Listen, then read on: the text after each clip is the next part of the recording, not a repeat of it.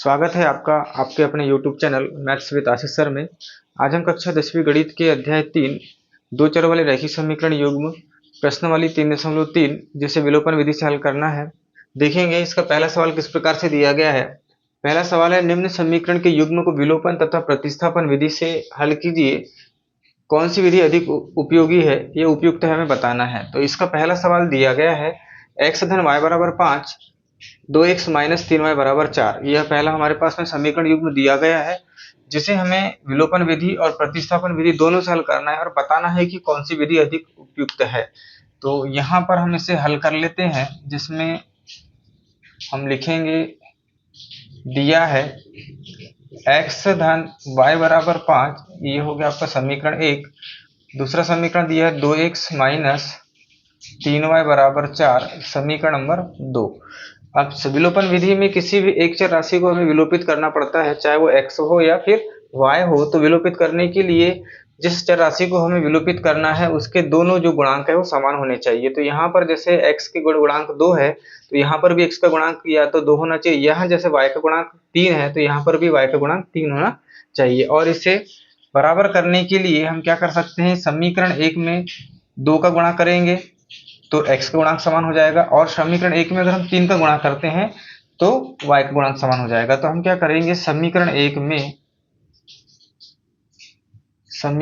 में हम किसका गुणा कर लेते हैं, 3 का।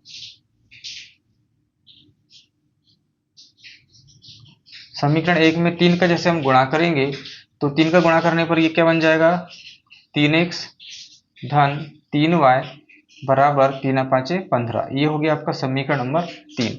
अब आप समीकरण 2 और 3 को देखेंगे तो समीकरण 2 और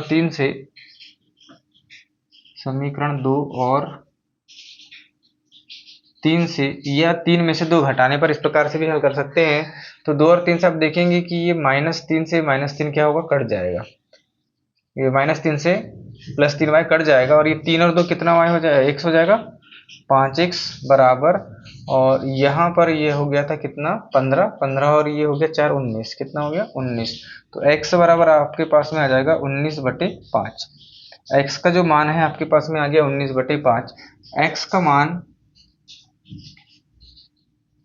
आप समीकरण 1 में रख लेंगे तो समीकरण 1 हमें दिया गया है x धन y बराबर 5। x का मान हम यहाँ पर रख देते हैं 19/5 धन y बराबर 5। तो ये y बराबर हो जाएगा 5, इसका पक्षांतर कर देंगे तो -19/5, और यहाँ हम ले लेंगे लघुत्तम। तो लघुत्तम कितना आ जाएगा, 5। इसके बटे में कुछ नहीं है तो 1 मान लो।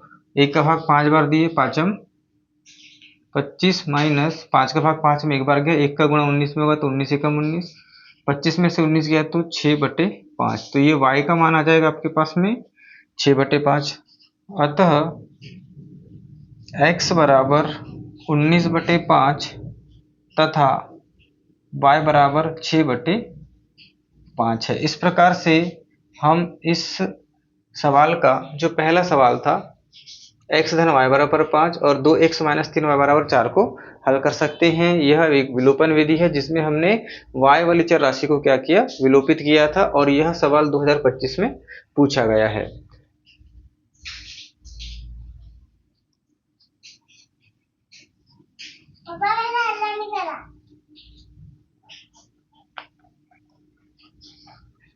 इसी प्रकार से दूसरा सवाल हल करेंगे। दूसरा सवाल हमें दिया गया है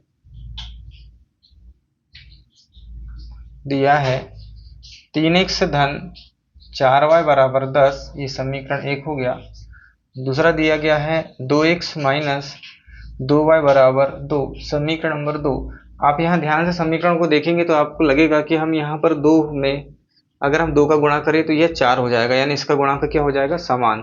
तो हम यहाँ पर क्या करते हैं, समीकरण 2 में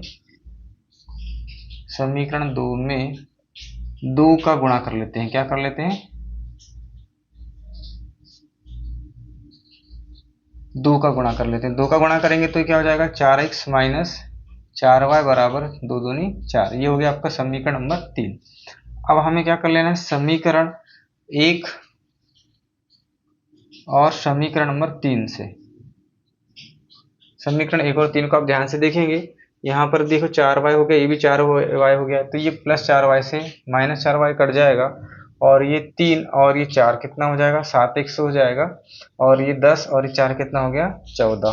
तो x बराबर 14/7, 7 दूनी 14, तो x बराबर आपके पास आ जाएगा 2। x का मान कितना आ गया, 2 आ गया। x का मान आप रख दो, x का मान समीकरण 1 में, तो एक हमें दिया गया है 3x धन 4y बराबर 10। हमने x का मान निकाले हैं, तो x की जगह हम यहाँ 2 रख देंगे।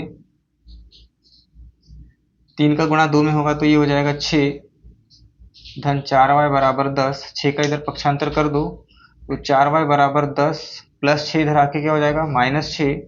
तो यहाँ पर आपके पास y बराबर 10 में से 6 गया 4, और बटे में भी 4, तो 4 एकम 4, तो y बराबर प्राप्त हो जाएगा आपको 1। इस प्रकार से इस समीकरण के हल, अतः x बराबर 2 तथा y बराबर 1 है। इस प्रकार से हम ये दिया गया जो हमारा समीकरण युग्म था, इसको हमने हल कर लिया है।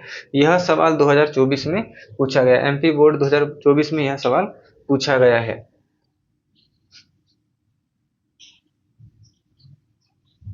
इसी प्रकार से हम तीसरा सवाल हल करेंगे। तीसरा सवाल हमें दिया गया है, तीसरा सवाल है 3x माइनस 5y बराबर 4। -4 को पक्षांतर करेंगे तो ये +4 हो जाएगा, ये आपका समीकरण 1 हो गया। दूसरा यहाँ पर देखेंगे आप 9x, 2y को इस तरफ ला लेते हैं तो -2y हो जाएगा बराबर 7। ये हो गया आपका समीकरण नंबर 2।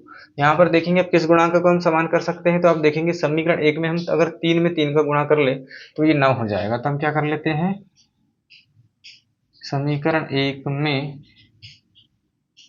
3 का गुणा करने पर 3 का गुणा कर लेते हैं, तो ये 3 3 9x हो जाएगा, 3 5 15y हो जाएगा, और 3 4 12। ये हो गया आपका समीकरण नंबर 3।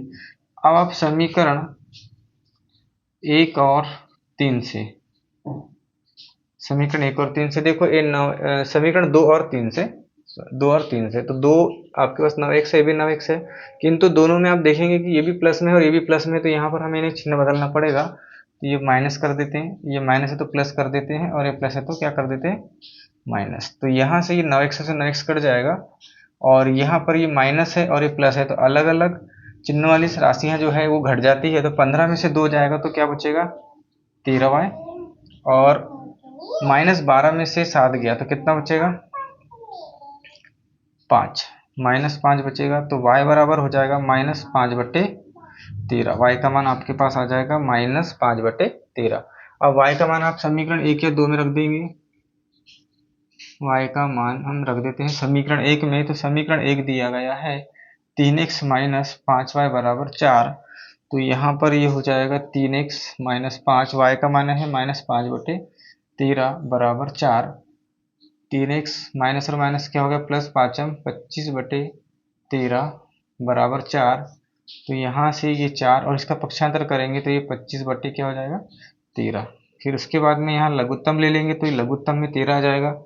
इसके भाग में 1 ले लेते हैं, 1 का भाग 13 बार गया, 13 चौक कितना हो जाएगा, 52, और 13 का हम 13 का जब गुणा 25 में करेंगे तो 25 से कम 25। तो 3x बराबर 12 में से 5 गए 7, और 4 में से 2 गए 2 बटे में 13। तो यहाँ 3x बराबर 27/13, यहाँ 3 को ला लेते हैं तो 3 से काटेंगे तो 3 9 27, तो x बराबर आ जाएगा 9/13। तो इस प्रकार से यहाँ पर x का मान जो है वो निकला है 9/13। हम यहाँ आंसर लिख देंगे, अतः x बराबर 9/13 तथा y बराबर -5/13 है। तो ये इसका आंसर हो जाएगा। इस प्रकार से हम इस सवाल को हल कर लेंगे। यह सवाल 2023 में पूछा गया है। तीनों ही सवाल बोर्ड परीक्षा में, यह सवाल 2023, 2024 और 2025 में पूछा गया है। ऐसे ही महत्वपूर्ण वीडियो और प्रश्नों के लिए हमारे YouTube channel maths with Ashish sir को सब्सक्राइब करें।